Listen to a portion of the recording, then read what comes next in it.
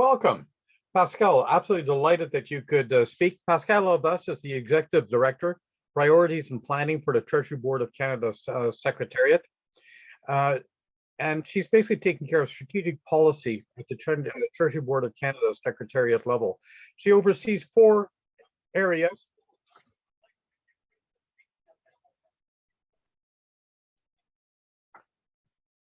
I apologize. It's just that yeah, I don't work well with 2 audios. She's a founder and senior director at the she was a founder and senior director at the Canadian Digital Service, and now what she does, she oversees 4 teams: strategic policy, experimentation, priorities integration, and Canada's free agent program, which I look forward to hearing about. She was a founding member of Shared Services Canada, and we heard Scott Taylor talk about that this morning. And she worked in the president's office for 3 years, which I'm sure provided her no end of insights. She's also co-chair of the Government of Canada Workplace Charitable Campaign, which is a wonderful campaign that is hosted by government volunteers, and that's great. And she has a background in sociology, and she's passionate about the human aspect of where public policy and digital needs meet. She's a recipient of the Public Service Award of Excellence for Innovation. So without further ado, I look forward to hearing your presentation on digital transformation in the Government of Canada. Over to you, Pascale. Thank you so much, Bob, and I'm very happy to be here. I'll just share my screen. I have a few slides prepared.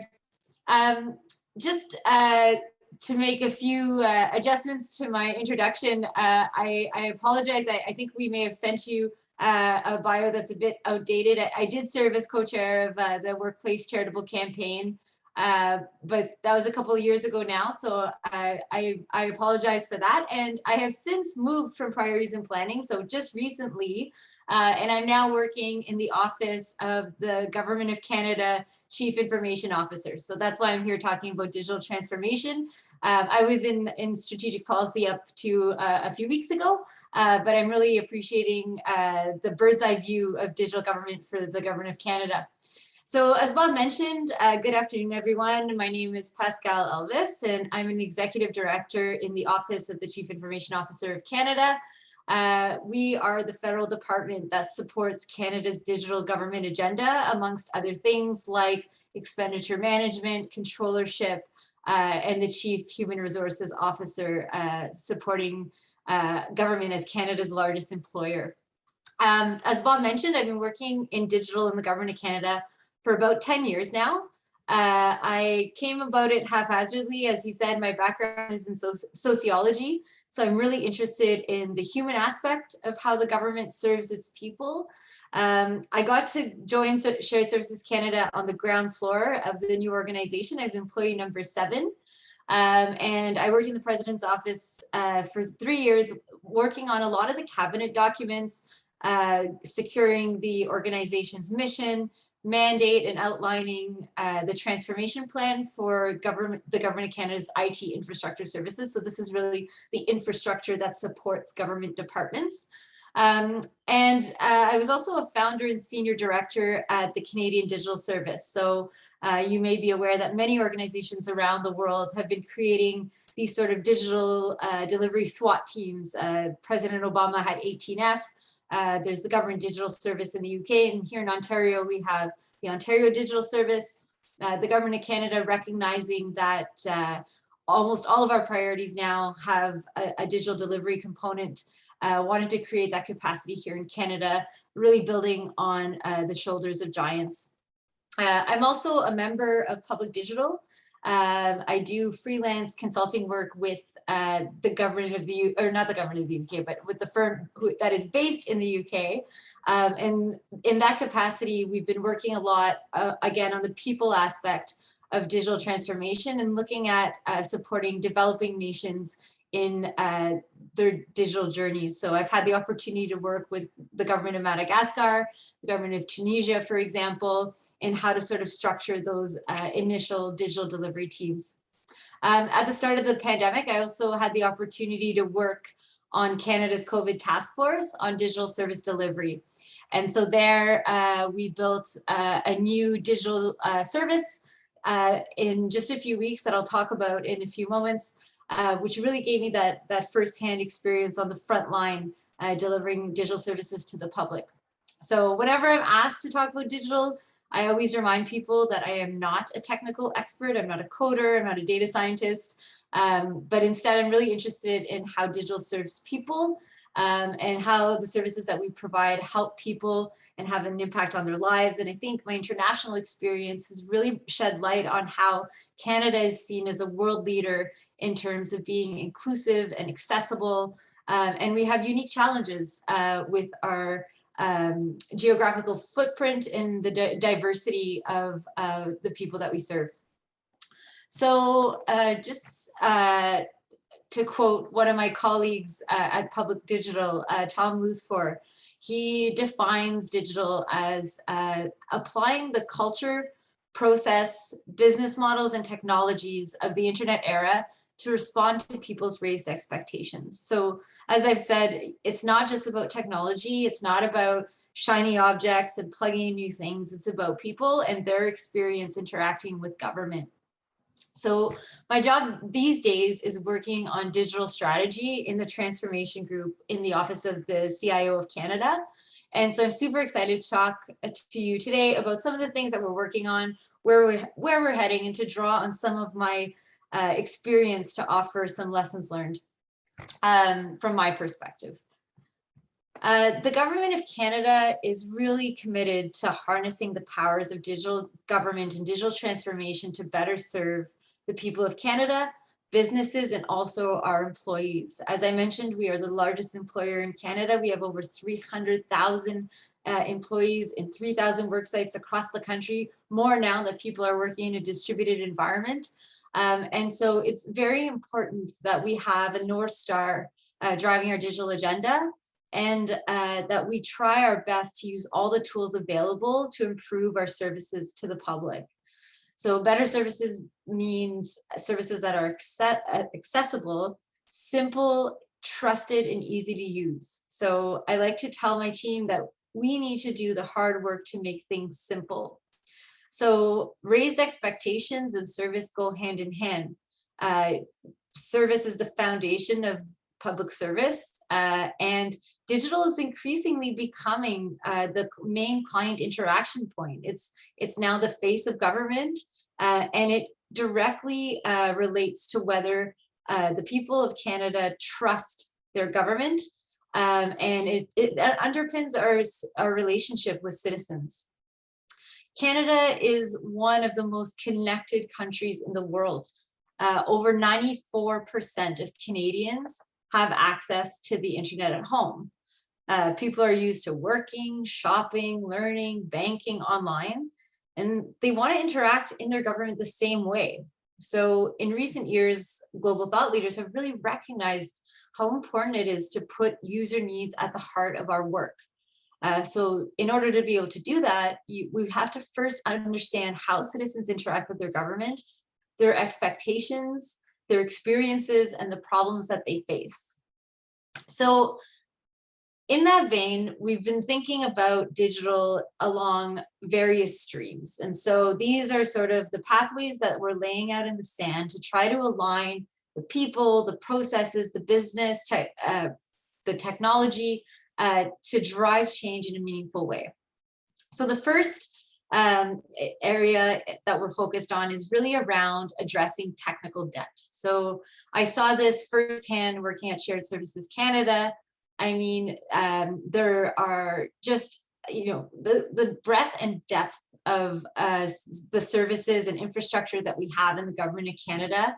We're not like Estonia or some smaller jurisdictions that have had the opportunity to start with a clean slate. We have a lot of baggage. So our technical debt refers to sort of the legacy systems that house the data that we need to administer programs and services. It's around the modernization that needs to happen to improve things like redundancy. So for example, we have 485 legacy data centers across the country. And that means looking at every single one, figuring out what services are supported by the servers that they house, moving those those services to cloud-based infrastructure to make sure that if there's an outage, the service doesn't go down. But it's a lot of work. And so, for example, when we decided to equip public servants with Wi-Fi, we had to go and install Wi-Fi in 3,000 federal buildings across the country. So it's a big lift, but it's something that needs to happen if we're going to be able to deliver state-of-the-art digital services. We're also looking at championing agile, open, and more user-focused methods. So one of the things that my experience on an international level has really shown me is around how we're considered best in class in terms of open and transparent government. In countries like Madagascar, we had to hold workshops with the vendor community around anti-corruption, around why open procurements were now being undertaken to really expand the ecosystem of vendors that could provide services to government. And this is an area where other jurisdictions really look to Canada as a model. We have a really great open data set on the Open Government portal. A lot of those data sets are open to the public, and those are really best practices in transparency. So for example, when I was working in strategic policy and we did transition binders after the federal election, we had to prepare briefing materials for all the incoming ministers. All that material is proactively disclosed to the public in both languages, so that anybody who's interested in looking into or doing research on the decisions that are made or the policy directions, they can do that. I talked about expanding open data. I mean, data is the fundamental in terms of enabling good service. When you're thinking about things like business intelligence, right? So data provides us with very, very rich intelligence about how many people are accessing a service online. Where do they drop off because there's a pain point or it's too difficult to complete the application? What are user satisfaction rates once they've completed the service?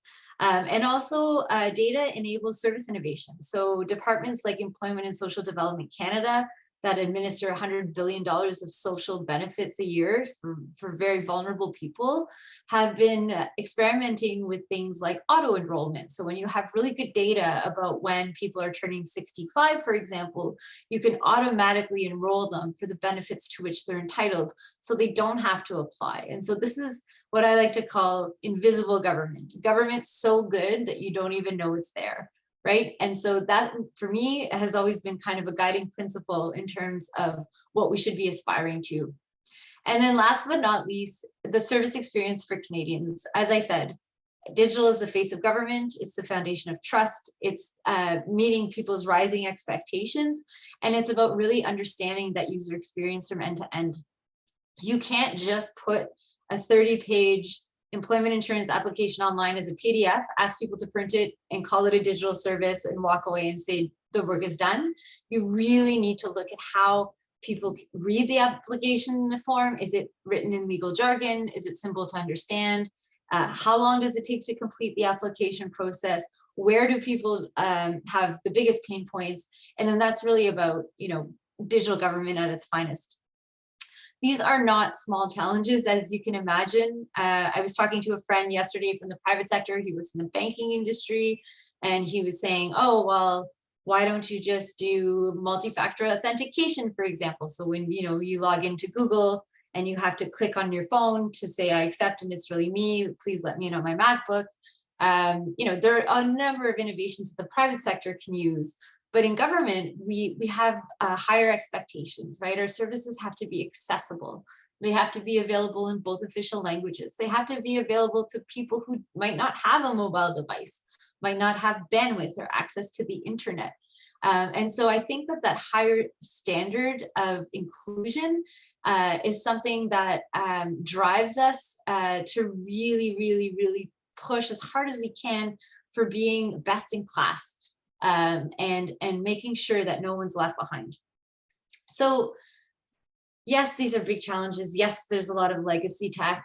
Yes, there's a lot of complexity, right? We're a collectively bargained federal workforce. We have 27 bargaining agents. There are over 300 major services that people access online. We spend $7.5 billion in IT across government. So these are complex, wicked problems, but better service doesn't always have to come with a big price tag, right? So An example is how unlocking data housed in a legacy system can really yield quick win service improvements without major investment. So one example is Environment and Climate Change Canada's weather data.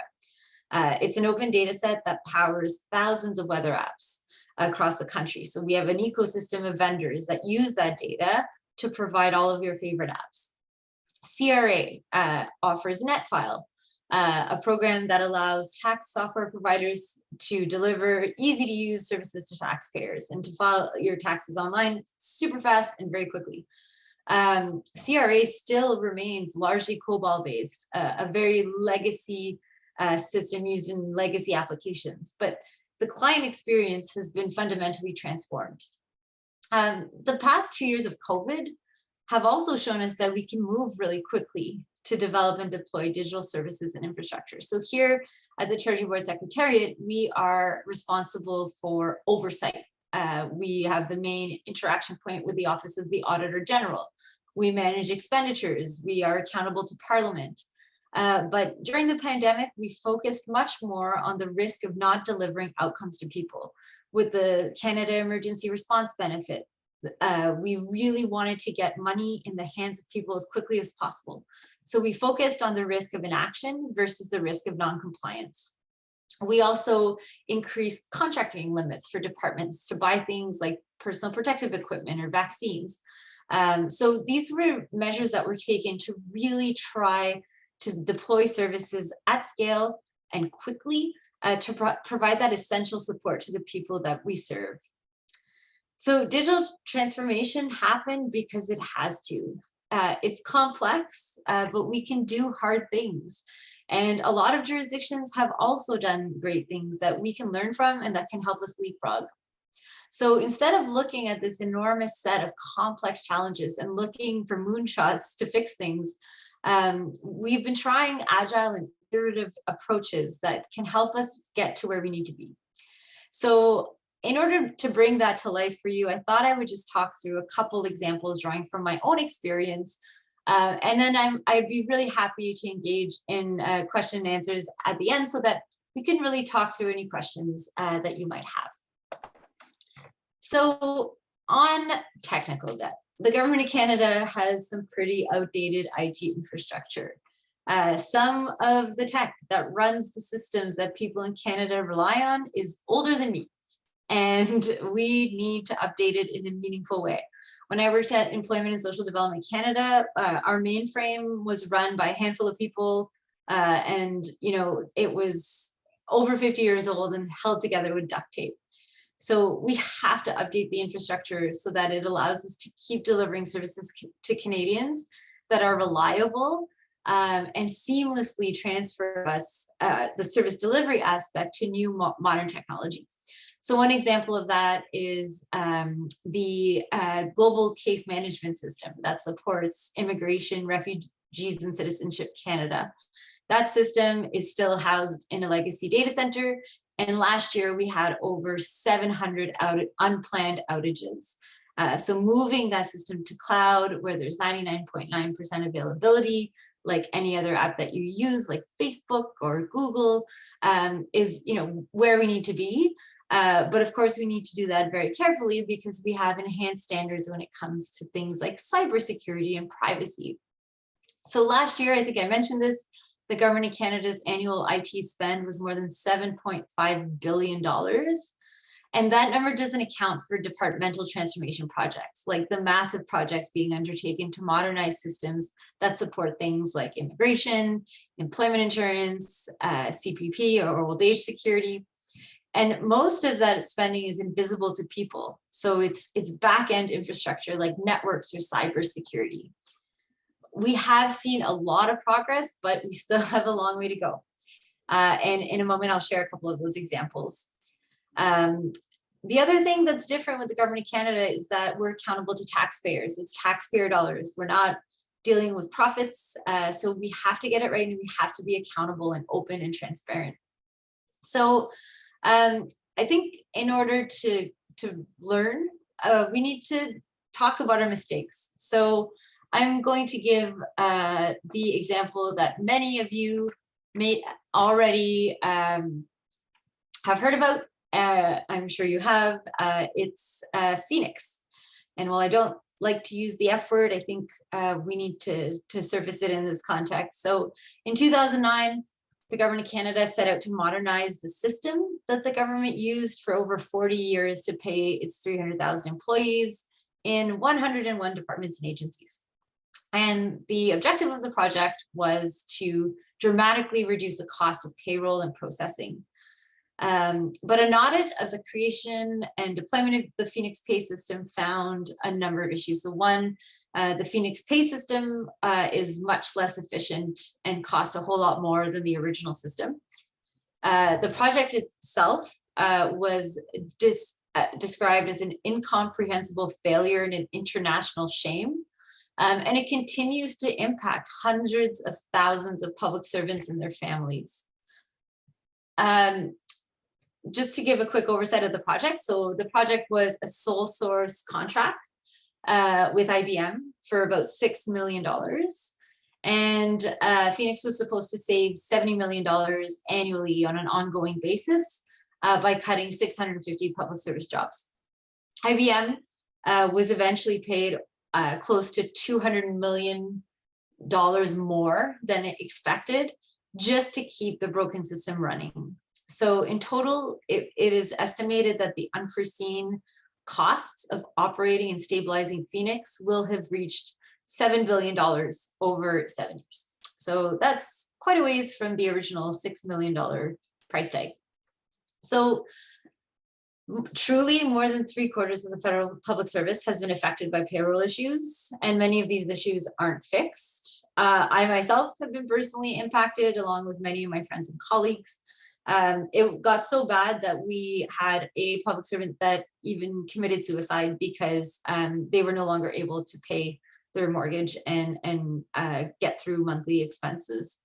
The consequences of failure is staggering, considerable, and continues to be felt to this day with people being overpaid, underpaid, not being paid at all. I've been in more than one meeting where we try to discuss Phoenix and many people cry because it's just been ongoing for so long. So I've personally seen the impacts and the impacts impact people's lives and their families. People lost their homes. So it's, I think it's an example of just how important it is to get things right and to build in those opportunities to course correct. So what did we learn? I think it was Mandela who said, you either win or you learn. And Phoenix has taught us a lot. So several reports have been published detailing the causes of Phoenix's failures. You can look them up if you're interested.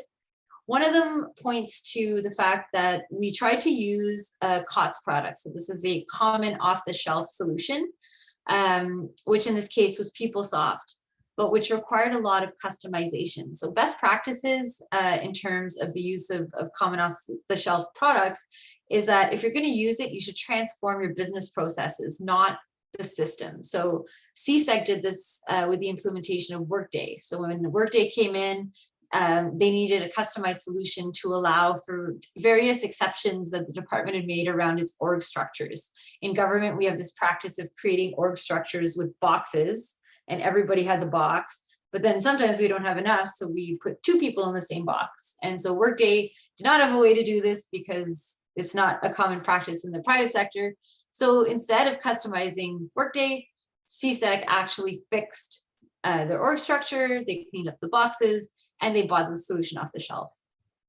Another issue with Phoenix is around this lack of governance and oversight. There were a lot of corners that were cut because there was a desire to keep the project on track and on time. And so one example was that they didn't run the pilot that had originally been planned for, and they didn't develop a business continuity plan for what would happen if the system broke. Essential features like functionality and security were sacrificed in favor of meeting project timelines. And we also found signs of an organizational structure, culture that favored people saying yes and green lighting the project, even if there were concerns about whether or not the system was stable to launch. So Phoenix taught us a lot about what not to do. And we need to apply those lessons to the big projects we're working on now in order to avoid similar failures in the future. So the next pathway that we're building in the sand, so to speak, is around championing these agile, open, and user-focused methods. So research in real life tell us that big waterfall projects typically don't deliver results. We spend hundreds of millions on planning and years trying to crystal ball a solution, and tech evolves at such a rapid pace that we just can never keep up. So we need to embrace new ways of working that allow us to apply lessons learned from previous failures and to continue to iterate, prototype, deliver minimum viable products, and allow for course corrections along the way. Some folks may have heard around moving from project management to product management. So products really focus on a user need or solving a problem for a client. And the product management process doesn't end. It doesn't have a start to finish the same way as a traditional project. It really is about building a product that meets a client's needs, like for example, a tool to reschedule citizenship appointments or for appointments for citizenship ceremonies, and then continually iterating on that product as you get data on where clients might have additional needs, and continuing to work to refine the solution. An example of this is around is an idea that came out of the Public Service Commission's Emerging Leaders Network. And it's really cool because you had a number of young public servants that were joining government in the time of the pandemic. So onboarding was a challenge. They didn't necessarily have access to senior leaders.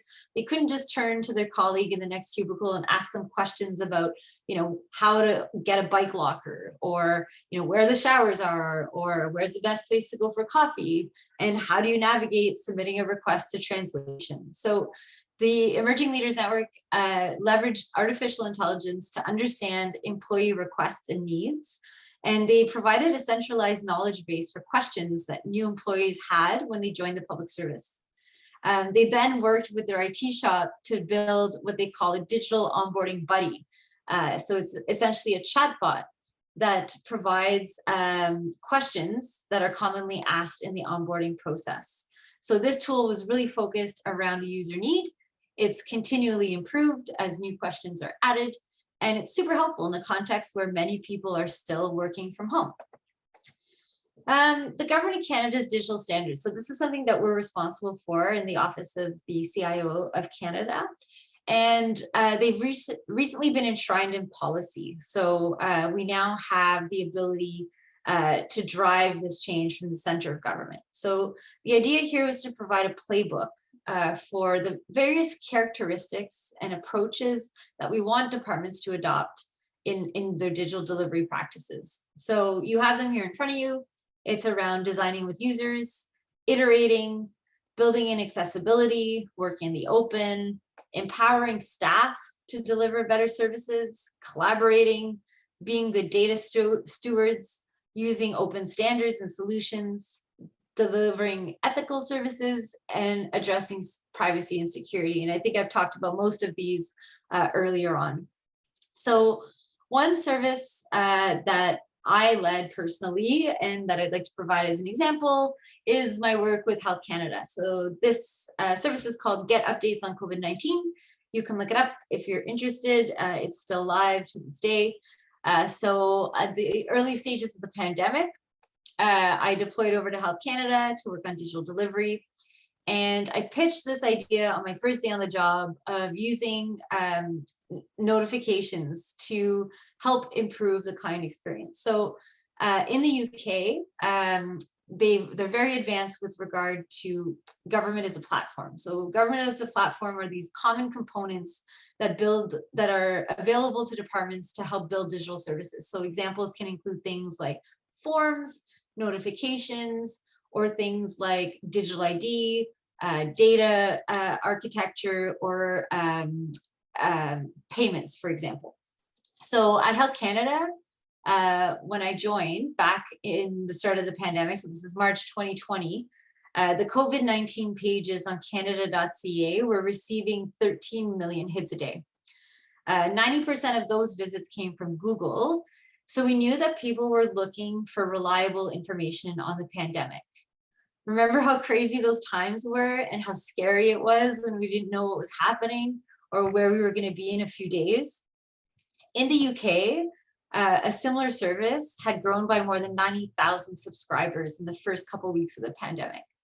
So we presented that data to the deputy and underlined that we thought we had a hypothesis that there was a user need.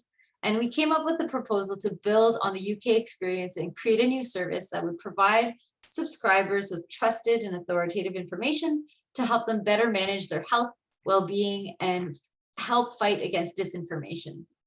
So we called the service Get Updates on COVID-19.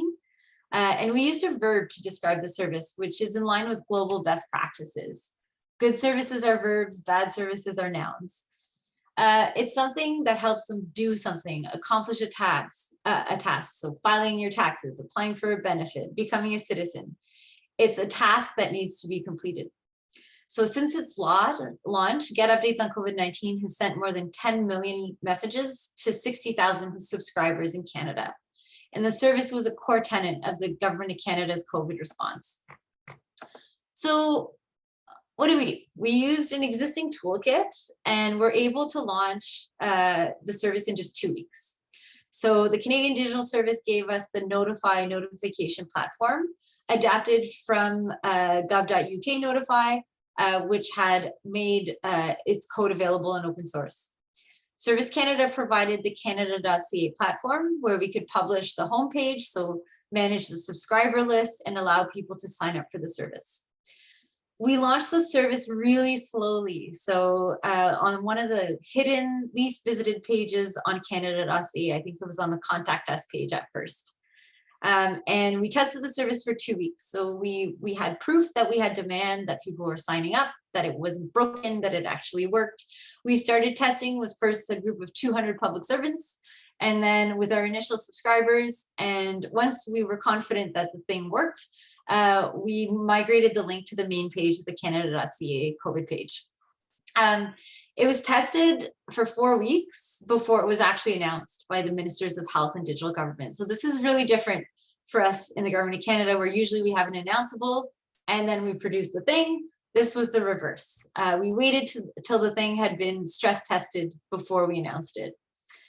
The service started really small, as I said, and it was built with users at its focus. So we used daily data analytics.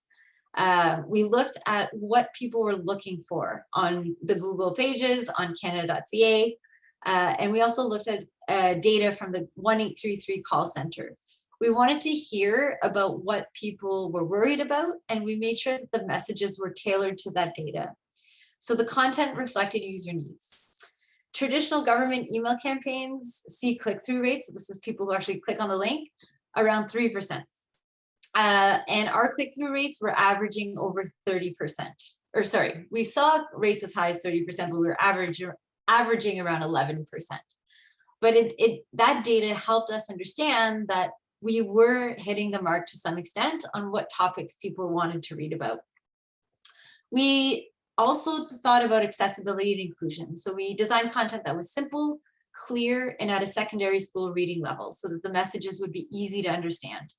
We knew that a lot of people in Canada are reading their second, third, or fourth language. So we wanted to make sure that we were bringing the temperature level down. We published the notifications in both languages, and we made sure that the service was available anywhere, anytime, on any device.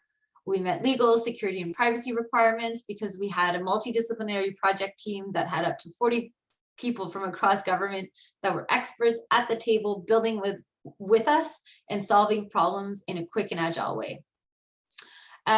Since we benefited from open source code, we also published in open source, and we put the service up in Code for Canada's open call for COVID solutions. We wanted to help others learn from what we learned, and we also published a product register that logged all the iterations that we made along the way based on user feedback. These elements, I think, exemplify the Government of Canada digital standards. We wanted to make sure that the service was agile, open, and user-focused. So, data. I know that I'm running out of time, so maybe I'll breeze through this a little more quickly, but the Government of Canada has a tremendous amount of data. But the Privacy Act was instituted in 1983, and it hasn't necessarily evolved for the changing needs of 2022. A lot of our restrictions around data show, or for us in government, mean that the information that we collect from people can only be used for the purpose for which it was collected. And so that makes information sharing, even if it's in the spirit of improving service delivery and not asking for clients for the same information over and over again, we have restrictions to the extent to which we can do that. It also means that when we want to make changes, they're very difficult to implement. So at the social insurance number program, when I was the director there at ESDC, we had 34 different major statutory programs that used social insurance number data to administer things like EI, Canada student loans, CPP, old age security. So whenever we wanted to make a change, like for example, introducing a non-binary gender designation, there was a lot of work that needed to be done behind the scenes with provinces, with other programs to make sure that the data worked, was interoperable, and that people were inadvertently being denied services when their information housed in all these databases didn't match. So it adds another layer of complexity to how we work. I had a second case study, but I think I'm going to skip through it because I really want to make sure that we have time for questions. But essentially, the point was that I was responsible for implementing this non-binary gender designation across government. And, you know, it could have been just a data project, like literally just ticking a box, adding a box to a form. But we really needed to focus on people, and that's what brought the project to life. So what we did was we mapped the top 40 high volume, high impact services from a client perspective. We held 2-day service design thinking workshops with members of the community with lived experience. We talked about the barriers in accessing government services and how people experience those services. We actually grouped them by major life event. So those interaction points with government, like having a baby, coming to Canada, interacting with police or corrections. And then we worked with departments. We worked with 150 service owners to transform the client experience as clients experience that major life event.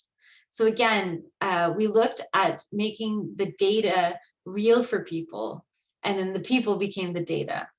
So, and we've seen tremendous results with that approach. I mean, the census now includes a non-binary option, so does your tax information, so does the social insurance number register. And so we knew we couldn't necessarily overhaul all the government's practices overnight, but we focused on the areas that mattered most to people. So just to wrap up, what did I learn? So one is, I think I've beaten this horse to death, is really around focusing on outcomes for people. When you're dealing with complex options, complex transformations, you know, the problems can seem insurmountable and wicked, but breaking them down into smaller chunks can really radically transform the client experience, a la NetFile, for example. Web of influence. In every example, whether it was the 150 service owners for gender, their gender designation, or the 41 experts from across government to deliver get updates on COVID-19, you know, leveraging that web of influence can really, really help empower change makers at every level and get things done. And finally, discomfort. I mean, it's very comforting to have a 75-year transformation plan or a content calendar for the next year on COVID-19 notifications. But at the end of the day, we deliver better services when we embrace discomfort, when we fall in love with the problem, when we focus on user needs, not government needs, and we do the hard work to keep things simple. So thank you very much. I've talked a lot. I'm very excited to hear from you.